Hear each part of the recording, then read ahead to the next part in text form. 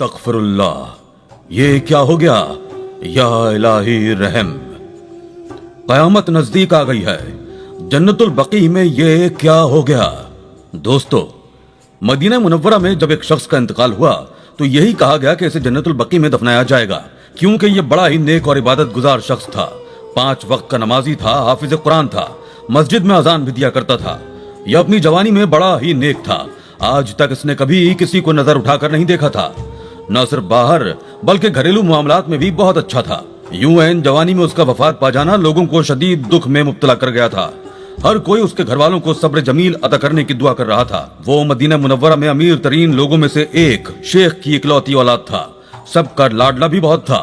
माँ बाप तो बेटे के जाने के गम में निढाल हो चुके थे। यही दुआ कर रहे थे कि उम्र तो हमारे जाने की थी, हमारी बची हुई जिंदगी हमारे बेटे को मिल जाती और हम अल्लाह ताला को प्यारे हो जाते। कम से कम मेरा बेटा इस दुनिया की रंगीनियां तो मजीद देख जाता।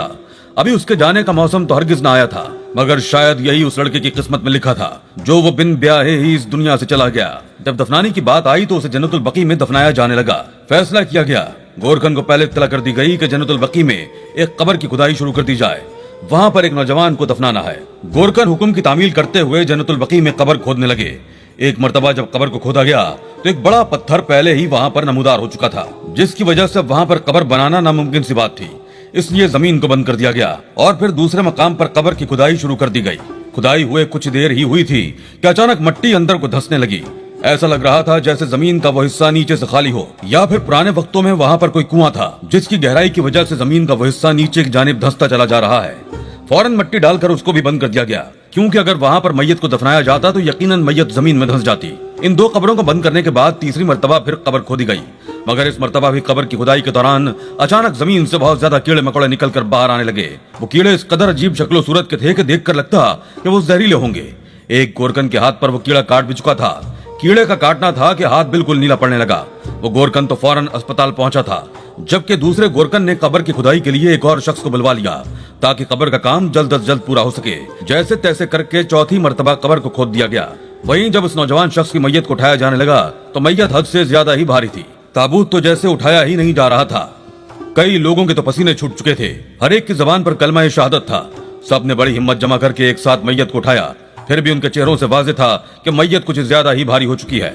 सबको कहा गया कि वो कलमा शहादत बुलंद से बुलंद आवाज में पढ़ें। ये बात उनके लिए हैरान कुन थी।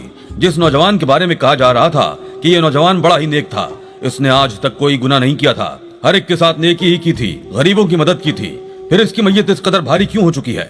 ऐसा लगता था जैसे इसमें कोई इंसानी वजूद नहीं बल्कि पत्थर भर दिए गए हों। जन्नतुल बकी में इस जनाजे को लाया गया था। जैसे ही कब्र में इस शख्स की मैयत को उतारा जाने लगा कि अचानक वहां पर जमीन एक पल को लर्जी थी।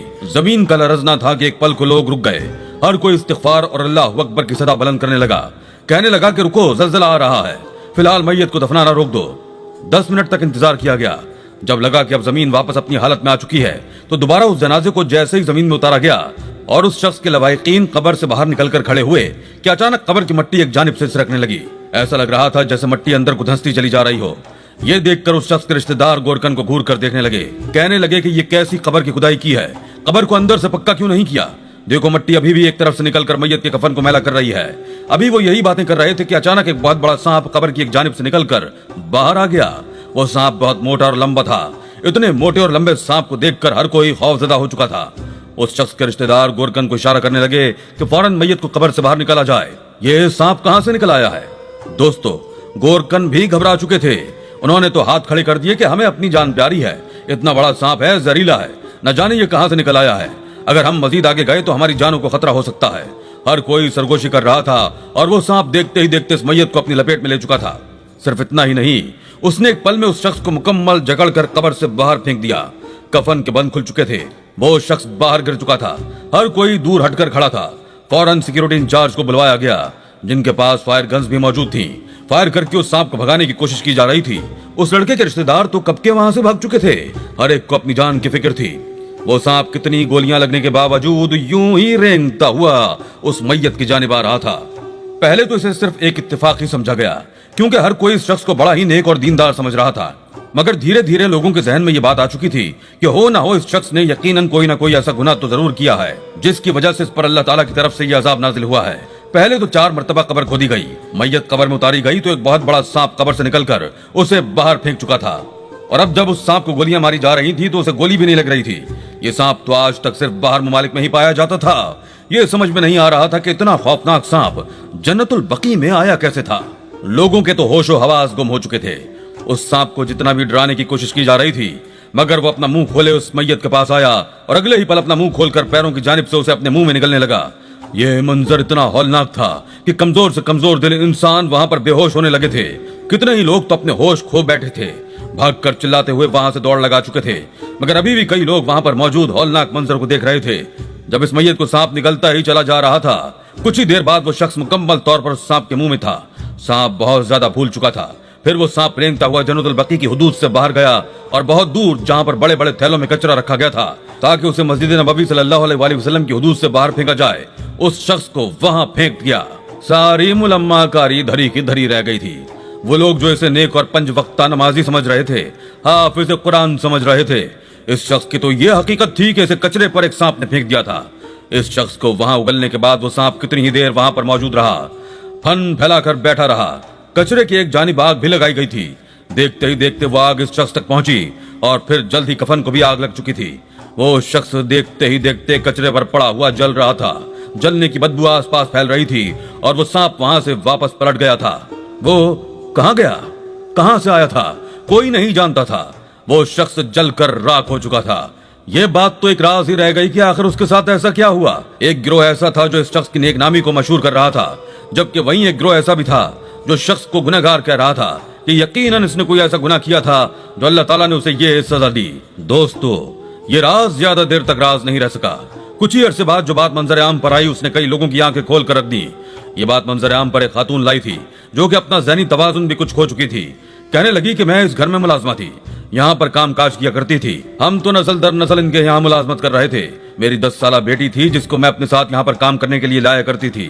ایک رات میری بچی میرے کوارٹر میں میرے پاس نہیں تھی، میں گھبرا سی گئی۔ آخر آدھی رات کو میرے پاس اٹھ کر کہاں جا سکتی تھی؟ میں اس کو ڈھونڈتے ہوئے جب ان کے محل نما گھر کی جانب آئی تو مجھے گھر کے پچھلے حصے سے اپنی بچی کی سسکیوں کی آوازیں آ رہی تھی۔ بچی کو روتا دیکھ کر جب میں وہاں پر پہنچی تو یہی شخص تھا جو میری بچی کو زیادتی کا نشانہ بنا چکا تھا۔ میری بچی کی حالت بہت غیر تھی۔ صرف اتنا ہی نہیں، اگلے ہی پل جب اس شخص نے مجھے دیکھا اور میں اپنی بچی کو وہاں سے اٹھانے لگی اور اس کو یہ دھمکی دی کہ میں سب کو تمہاری حقیقت بتا دوں گی، تم نے میری بچی کے ساتھ درندگی کی ہے، تو اس نے مجھے دھکا دے دیا۔ وہیں پر موجود بجلی کی تار اس نے میری بچی کے وجود پر گرا دی۔ میری بچی بجلی کے جھٹکوں سے تڑپ تڑپ کر مر چکی تھی۔ اس کے بعد میں روتی چلاتی ہر ایک کے در کو کھٹکھٹاتی ہوئی یہ کہہ رہی ہوں کہ میری بچی کو انصاف دو، مگر وہ تو نیک نامی کی وجہ سے مشہور تھا، کوئی میری بات سننے والا نہیں تھا۔ اگر آج اتنے سالوں بعد دیکھو میرے رب نے کیسا انصاف کیا ہے، میری بچی کا گنہگار اپنے انجام تک پہنچ چکا ہے، اس کی حقیقت بھی سب کے سامنے آ چکی ہے۔ اسے لینے والا نہیں